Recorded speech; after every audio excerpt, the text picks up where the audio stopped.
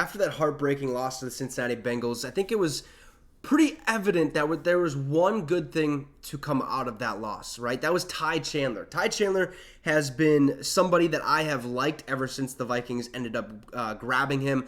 I think he was drafted out of UNC, I do believe, and ever since last year in preseason, I was like, this guy, hey, he looks really, really good. We should probably give him a chance. We did not give him a chance last year. He comes in this season. I'm like, okay, now's the time to shine. Dalvin Cook's out of the building. Let's see what Ty Chandler has in store for us. Preseason, he played absolutely phenomenal. Again, I was like, he deserves a chance. Should be running back 2 over Kene Nwangwu, over Dwayne McBride. Probably has a chance to be the starter over Alexander Madison, right? However, that wasn't the case. Alexander Madison gets the start. We're bringing in all these running backs. Myles Gaskin a handful of times. He was activated this weekend. And Cam Akers was our backup running back for a while. And Cam Akers runs a lot like Ty Chandler, or at least looked a lot like Ty Chandler when he was playing for us before his Achilles injury. And I said, look, Cam Akers should be the starting running back. Madison is slow. He's a boring runner. He just follows his blockers straight up and down and doesn't make big plays happen like he did when he was a backup for Dalvin Cook. It seems like he's running scared a little bit. But when Ty Chandler or when Cam Akers came in there, their shiftiness, them being aggressive and just not afraid to make big plays. Okay, they're going to hit the hole. They're going to follow their blockers, but they're going to make something happen. They want to make something happen, a big play, and that's what Ty Chandler did against the Cincinnati Bengals. That's the one good thing to take away from it. And the one question I'm going to raise to you guys is, should Ty Chandler be the starting running back for the Minnesota Vikings permanently? Like moving forward, the rest of this season, the playoffs, and even going into next season, because I believe we still have Alexander Madison. I think we signed him to a 2-year contract. But from what I see, just the eye test, if you take away the stats and all that stuff, what he was able to do against Cincinnati, if you just look strictly at both of these runners when you're watching the game, who would you choose as the starting running back? For me, it's not even close. It's going to be Ty Chandler. I'm going to put Ty Chandler out there every single time, right? And the one big knock on Ty Chandler was like, hey, his pass protection isn't that great.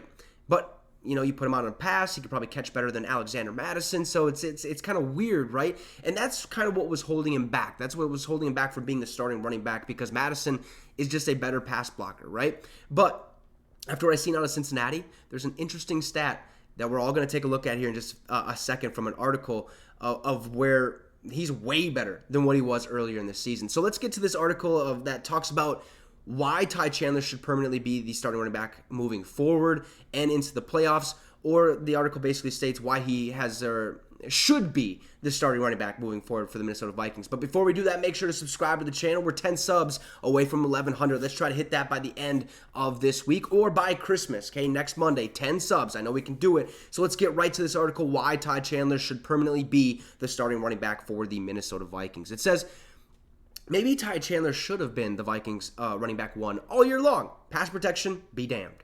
Now, making his first career start on Saturday due to Alexander Madison's ankle injury, Chandler put up the best performance of the season by a Vikings running back. Now, the second-year pro finished the day with 23 carries for 132 yards and a touchdown. All right, plus another 25 yards on 3 receptions. Not only was it the Minnesota Vikings' first 100-yard rushing game of the season, Chandler became just the 9th Viking ever with 130 rushing yards, 25 receiving yards, and a rushing touchdown in a single game. Pretty tough task, okay? There's been a lot of Vikings in the future or in the history of this organization, okay? And he's the 9th one to do such a thing. Fantastic. And Kevin O'Connell even talked about Ty Chandler after the game, praising him, basically saying, look, I'm liking what this guy has been doing. He said, we wanted to feature Ty.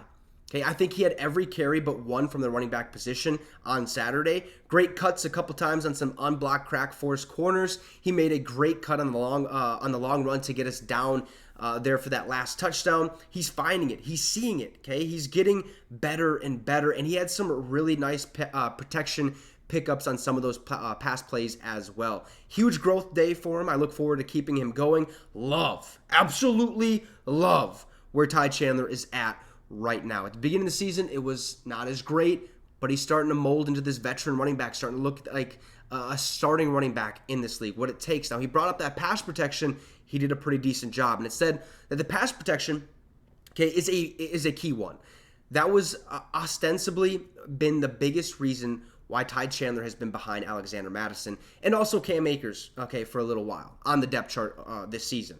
Now, he had some notable struggles in that area earlier this season, but Chandler earned an 84.5 Pro Football Focus grade on his 10 pass blocking snaps.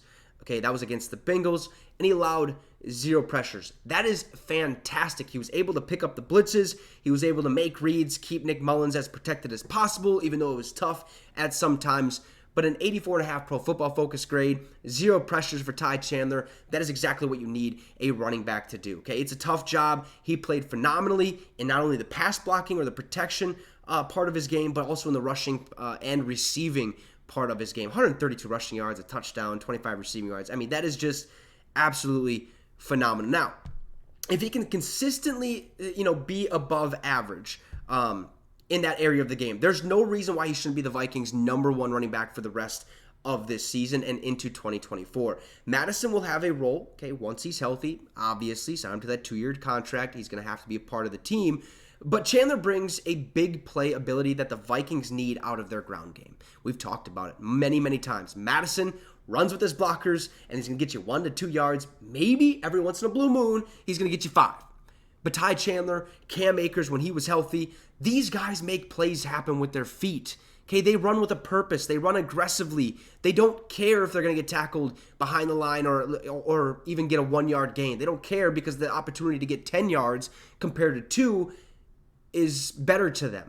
And they look way better when you watch it on film. When you watch it, the eye test tells you, look, Ty Chandler, Cam Akers fit the mold of a running back. Mattison fits the mold of a backup running back. Even though he's been having a couple good games, I'm not taking anything away from Mattison, but I don't see him as a starting running back in this league. Mattison should be the backup. Ty Chandler should be the starter moving forward. Now, his burst and his shiftiness are obvious every time you watch him play, and his vision was also excellent in Cincinnati.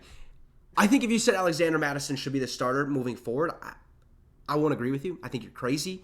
I understand why you would say that, but Ty Chandler has to be the guy. The eye test tells you he is the #1 running back. He is the future #1 running back for this organization, at least for the next couple years, or at least this end of this year, and for sure next year. And we can focus on that position group as we move forward. But Ty Chandler has made his case, and I think it's a really, really good one. He should permanently be the #1 running back for the Minnesota Vikings moving forward now and into the playoffs and even potentially into next season. You guys can let me know your thoughts on this. Do you think Ty Chandler should be the first or the starting running back for the Vikings, or do we stick with Mattison and let Ty Chandler kind of pick up that backup role again? I don't know. You guys let me know in the comment section below. Drop a like and subscribe to the channel. It'd be much, much appreciated. Have a great rest of your night, folks, and Skol Vikes.